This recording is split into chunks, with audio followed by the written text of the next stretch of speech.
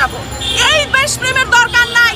আপনারা সংস্কার শুরু করছেন। একটা দাবি সারা বাংলাদেশের মানুষের, যে আসিয়ার যারা অপরাধী বা এই টাইপের যারা অপরাধী, আমার পকেটের টাকা দিয়ে এক বেলা ভাত আমি এদেরকে খাওয়াইতে নারাজ। জেলের মধ্যে এরা যে খাবারটা খাচ্ছে জনগণের ট্যাক্সের টাকায় খাচ্ছে। আজকে আসিফ নজরুলদের হাতে রাষ্ট্রের ক্ষমতা, কিন্তু এই ধর্ষকদের বেলায় তাদের কেন এত ফিরিতি? ধর্ষণের বিচার 90 দিনের মধ্যে হইতে হবে কেন বেটা?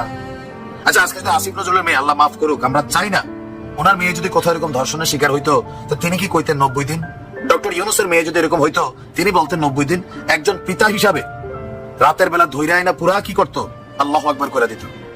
এর বাইরে কিছু করতো না, কারণ তার হাতে ক্ষমতা আছে। ডিজিএফআই দিয়ে তুলে আনতো, টিভি দিয়ে তুলে আনতো, র্যাব দিয়ে আনতো, 101 বার ঘটনা করতো। আমরা জানতাম যে কোন এক সন্ত্রাসীর মৃত্যু হয়েছে, কাকপক্ষীতে টের পাইতো না। আজকে আসিয়ার মার ক্ষমতা নাই, এটাই তো। আজকে আসিয়ার বাবার সেই সক্ষমতা নাই, এটাই তো। আসিয়ার মতন অসংখ্য যারা এই ঘটনাগুলোর শিকার হচ্ছে তাদের এই ক্ষমতাটা নাই। কেন বাংলাদেশে ধর্ষণের শাস্তি নগদ অন স্পট, যেটা প্রমাণিত, এটা কেন হবে না? আমি বলি এক ঝটকায় ফাঁসি দিয়া শাস্তিতে আমি বিশ্বাসী না, গুলি করো বিশ্বাসী না। আমি কি বলছি যে ক্রসের মধ্যে ঝুলাই দিতে হবে, নুনুর আগায় 3 মনের একটা ইট, 2 কেজির একটা ইট লাগাই দিতে হবে, পুরো শরীর ক্যাসক্যাস করে দিতে হবে। তারপর শকুন চিল আসবে, মাঝে মাঝে ঠোকর দিবে, সে চিল্লাবে, সারা বাংলাদেশের ক্যামেরা লাইভ দেখাবে যে দেখো মানবতার মাইকা বা বিদেশিরা কি বলছে, ডাজেন্ট ফ্যাক্ট। 2000 টাকার বেশি ঘর থেকে